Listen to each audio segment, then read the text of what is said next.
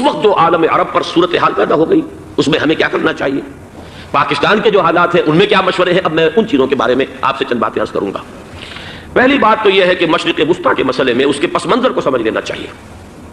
ہمارے بہت سے احباب جو ہے وہ فوری طور پر وقتی صورتوں کو، جیسے کہ حالات و واقعات ہوتے ہیں، صرف انہی کے اعتبار سے رائے قائم کرتے ہیں، چیزوں کا پس منظر جو ہے نگاہوں کے سامنے رہنا چاہیے۔ اس صدی کا ایک مختصر سا نقشہ ذہن میں رکھیے۔ یہ 20ویں صدی کے آغاز کے وقت، جسے ہم پورا کہتے ہیں مڈل ایسٹ، بلکہ صرف مڈل ایسٹ نہیں، پورا شمالی افریقہ سلطنت عثمانیہ کا حصہ تھا، خلافت عثمانیہ۔ لیبیا، الجزائر، مصر، پورا حجاز، یمن، پورا عراق، شام، اور یہ شام ہی کے حصے ہیں در حقیقت، اردن اور لبنان، یہ سب یہ شام عرب، عراق عرب، یہ پورا علاقہ خلافت عثمانیہ یہ اس کا حصہ تھا۔ پہلی جنگ عظیم میں انگریزوں نے عربوں کو بغاوت پر آمادہ کیا، غداری پر آمادہ کیا، انہوں نے خلافت عثمانیہ کے خلاف بغاوت کی، بیج بوئے ان کے دلوں کے اندر نفرت کے، ابھارا انہیں کہ تم ترکوں کے غلام کیوں ہو، تمہیں خود حاکم ہونا چاہیے، تم کھڑے ہو جاؤ، ہم مدد کریں گے، تم بغاوت کرو، تم ان ترکوں کے خلاف ہماری مدد کرو، ہم تمہیں آزاد کر دیں گے، تم اپنے پاؤں پر خود کھڑے ہو جانا۔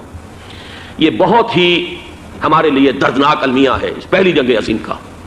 کرنل لارنس جیسا شخص، برطانوی استعمار، اور اس کے نتیجے میں عربوں نے بغاوت کی۔ اور اس قدر دردناک بات آپ کو بتا رہا ہوں، میں پہلی مرتبہ جب سن 62 میں حج کے لیے گیا مدینہ منورہ میں، ابھی وہ ریل کے انجن کھڑے ہوئے تھے۔ یہ ترکی کے زمانے میں، سلطنت عثمانیہ کے زمانے میں بغداد سے مدینے تک ریلوے لائن تھی۔ یہ پورا ایک عالم سلطنت عثمانیہ، صرف سلطنت نہیں، خلافت عثمانیہ، پوری ٹرینیں جو ہے ترکوں کی اڑائی گئی، ہزاروں ترکوں کو شہید کیا گیا، یہاں تک کہ صحن حرم میں شہید کیے گئے سینکڑوں ترک۔ یہ جرم تھوڑے نہیں ہے، معمولی نہیں۔ آج جس کی سزا مل رہی ہے، معلوم ہونا چاہیے کہ وہ جرائم کون کون سے تھے۔ اب بھی جو لوگ گئے ہیں انہوں نے دیکھا ہوگا ترکی کا قلعہ موجود ہے اوپر پہاڑی کے اوپر، حرم کا جو سب سے بڑا دروازہ ہے باب ملک عبد العزیز، اس کے سامنے ایک لائبریری ہوتی تھی، اب تو غالباً وہ بھی گرا دی گئی ہے، اس کے پیچھے پہاڑی پر ترکوں کا قلعہ ہے پرانا، اس پر توپیں موجود تھیں۔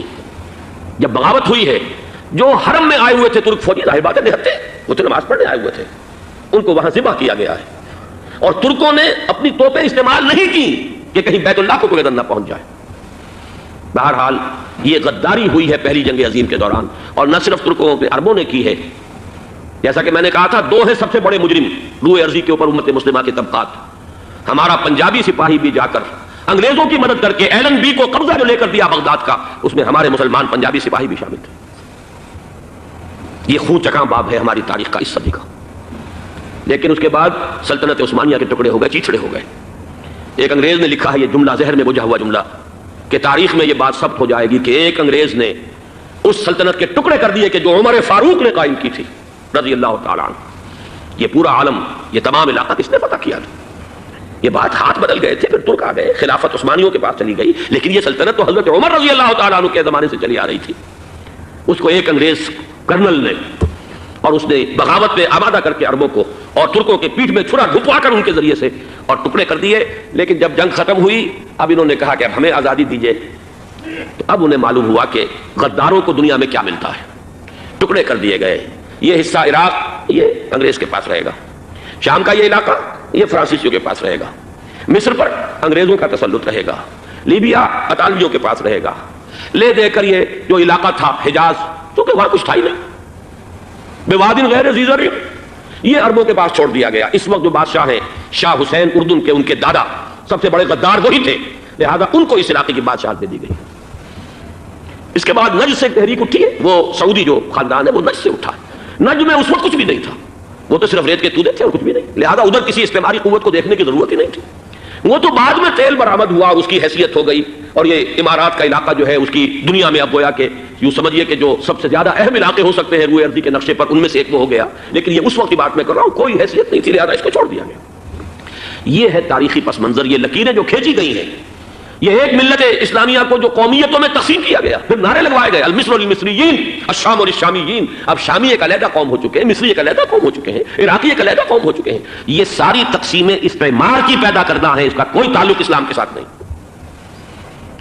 اب ضرورت تو اس بات کی تھی کہ استعمار کے پنجے جب یہاں سے کچھ ہٹے، دوسری جنگ عظیم کے بعد ایک دور آیا، امریکہ ابھرا ہے دنیا کی عالمی سطح پر سیاست میں، اس کے ہاں کچھ آزادی کے تصورات تھے، اس نے بھی سپورٹ کیا برطانیہ کمزور ہو چکا تھا، وہ اتنے بڑے علاقے کو ہولڈ نہیں کر سکتا تھا. ہندوستان بھی آزاد ہوا، پھر یہ کہ اور دوسرے علاقوں سے بھی اس کو پسپائی اختیار کرنی پڑی. استعمار کے پنجے جس طرح بھی ہوئے ان کے سینوں سے، عربوں کے سینوں سے جو ہے گویا کہ وہ ہٹے.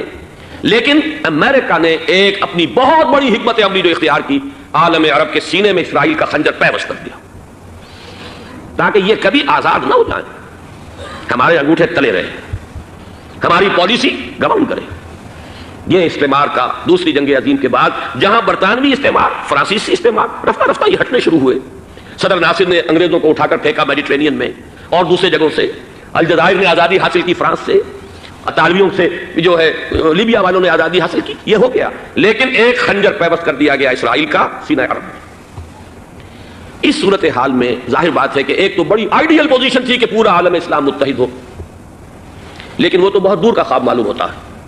علامہ اقبال سے بڑا کوئی نقیب نہیں ہے ملت اسلامی کی وحدت کا. ایک ہو مسلم حرم کی پاسبانی کے لیے نیل کے ساحل سے لے کر تا بخا کے کاشغر. لیکن انہیں بھی اپنے لیکچرز میں کہنا پڑا کہ اس وقت جو صورتحال ہے پورے عالم اسلام کی ایک وحدت بن جانا تو تقریباً ناممکن نظر آ رہا ہے. اگر کسی طرح ایک common wealth of Muslim nations وجود میں آ جائے تو بھی بڑی کامیابی ہوگی. لیکن اس سے بھی پہلے یہ تو زیادہ آسان تھا کہ عالم عرب ایک وحدت کی شکل اختیار کر لے. یہ تو ایک قوم ہے، اکثر و بیشتر ایک نسل یا زیادہ دو نسلیں کہتی تھے. شمالی افریقہ میں بربر نسل بھی ہے، باقی تو سب عرب ہے. یہ پورا عالم ایک نسل، ایک زبان، پورے اتنے رقبے کے اوپر بولے جانے والی ایک زبان، یہ تو ایک ہو جائے. افسوس یہ ہے کہ اس کا ایک ہو جانا، ایک شخصیت ابھری تھی جو مذہبی مزاج کی شخصیت تھی، جو دینی مزاج کی حامل شخصیت تھی. اگر اس کی قیادت میں عالم